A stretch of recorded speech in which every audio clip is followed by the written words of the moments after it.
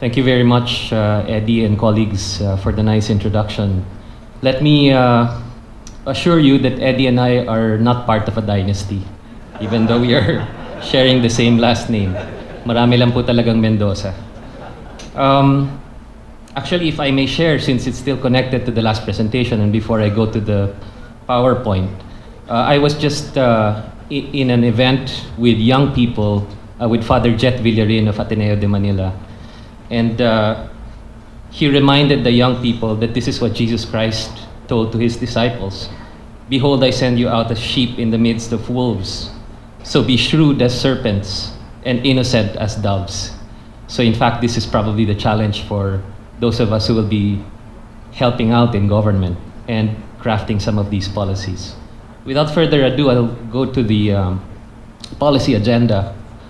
This is not the product of the AIM Policy Center, although we provided some inputs. This is the product of the hard work of Alex Lacson, Tito Serafica, Brother Ricky Xavier, and others in the BCBP and other groups in a consultative and participatory process that spanned something like 4 months, if Ricky has informed me correctly. So I have just been given the privilege of explaining how it is contextualized against the challenges that we face as a country. So let me begin. Oops.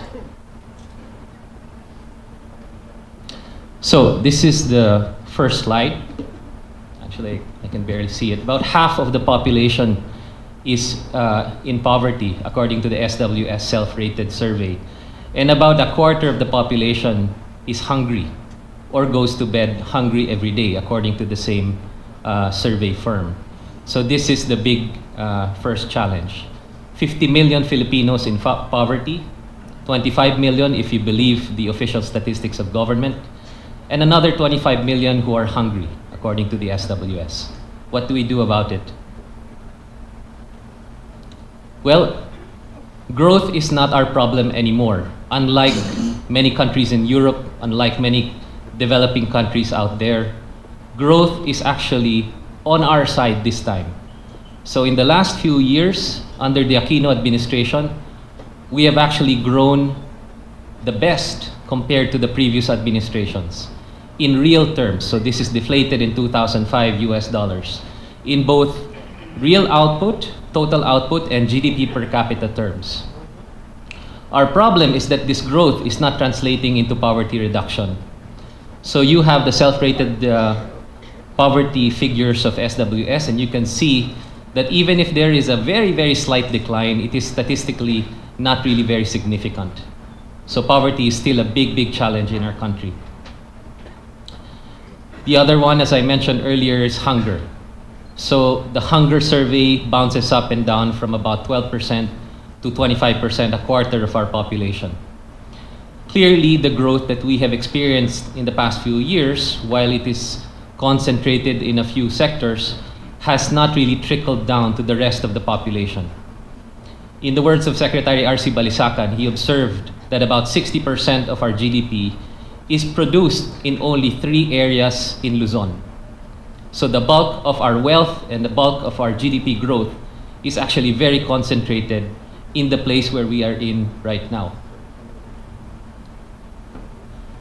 What are the policies that this group has actually come up with? Well, pursue agrarian reform and reform the NFA and the Department of Agriculture, develop concrete investment mechanisms to boost the coconut industry, develop and boost the country's maritime sector, which we now call the blue economy. So something that we can actually develop as well.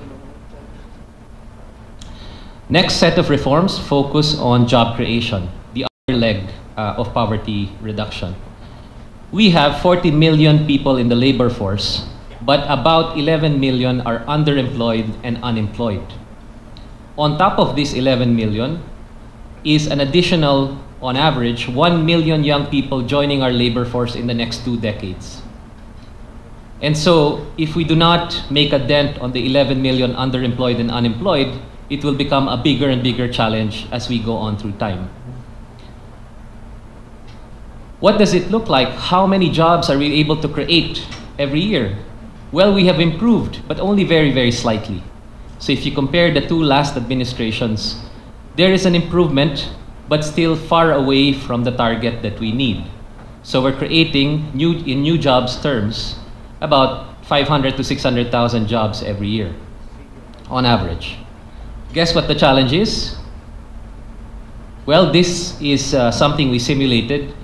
Just to explain very briefly what it represents, the blue lines are actually the young people entering our labor force every year. Parami po ng parami ang mga bata natin na papasok ng labor force.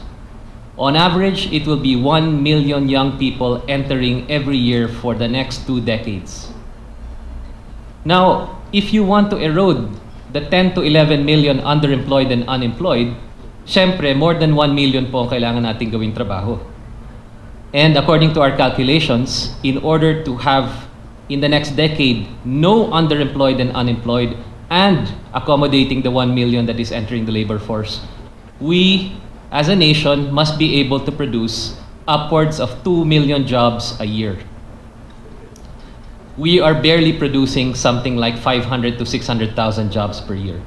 We need to produce 2 million. That is the challenge. And of course, the challenge for the people running is to tell us concretely how they plan to do that.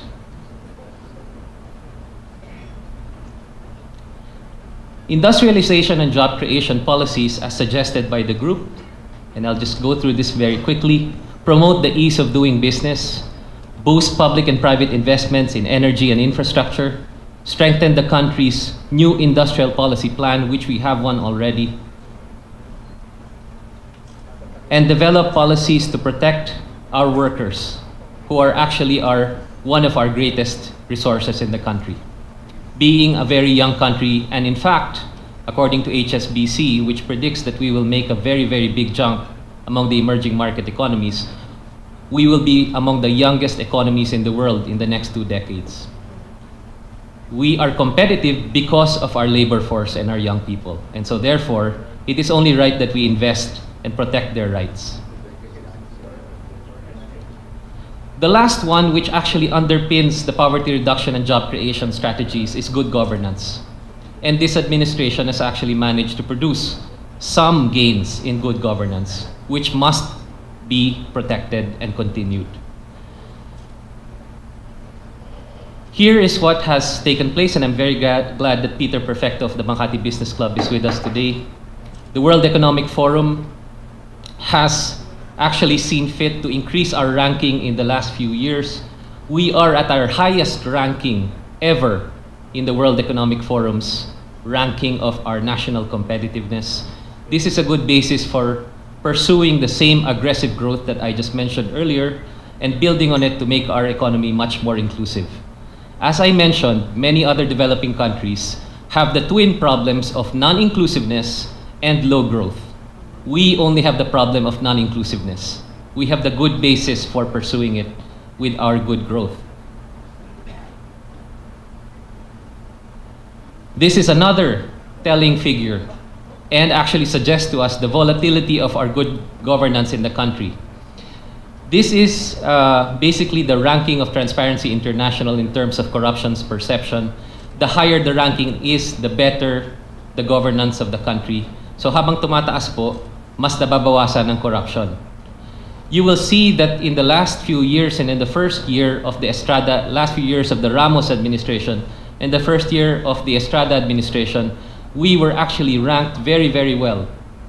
That disappeared like a bubble after that administration took over, and we languished in a very, very low ranking for many years. This has improved, and we are actually where we began somewhere like 10 to 15 years ago. And it will be a shame if we actually lose this progress again by electing the wrong president. This is how sensitive this particular ranking is, because it can disappear with the taking over of the wrong person in Malacanang. This is another ranking that actually works in our favor, the credit ratings. And again, we are in a prime position to make bold and aggressive investments to build our competitiveness, to improve our infrastructure, to improve our energy, and to industrialize the country because of these gains. So it would be good to continue them. How so? According to this group, there are several steps that can be taken. First of all is strengthen the office of the Ombudsman, COA, and Sandigan Bayan. Reform the civil service and promote e-government to increase efficiency and reduce political patronage and corruption in government. And finally, and perhaps most importantly, pass the Freedom of Information Law and the Anti-Dynasty Law in order to make our democracy much more inclusive than it is right now. Thank you so much for the group for giving me the chance to present this.